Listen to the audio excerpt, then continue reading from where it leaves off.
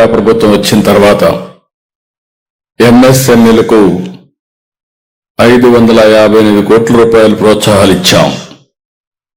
Prime ministers employment generation programme, credit guarantee scheme for micro and small enterprises,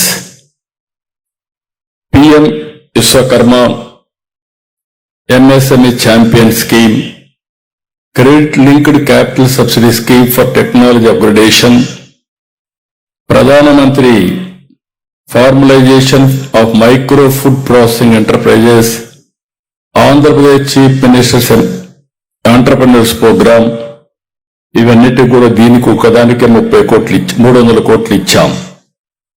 200 కోట్లతో AP cluster development programme ప్రారంభించుకుంటున్నాం.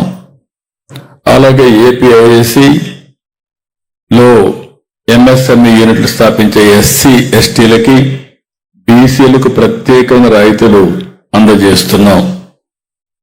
దేశంలో మొట్టమొదటిసారిగా, ప్రపంచంలో కూడా నాకు తెలియదు కానీ దేశంలో మొట్టమొదటిసారిగా 175 నియోజకవర్గాల్లో 175 ఎంఎస్ఎంఈ పార్కులు ఏర్పాటు చేసే లక్ష్యంగా ముందుకు పోతున్నాం.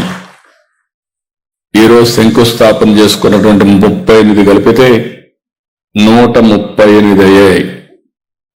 రాబోయే తొందరలో జూలై నాటికి 175 నియోజకవర్గాల్లో 175 ఎంఎస్ఎంఈ పార్కులు వస్తాయి. ఇవి కాకుండా 550 ఇండస్ట్రియల్ పార్కులు ఉన్నాయి. మల్టీ ప్రోడక్ట్ కానీ, స్పెషాలిటీ కానీ, ఇవన్నీ 550 ఉన్నాయి.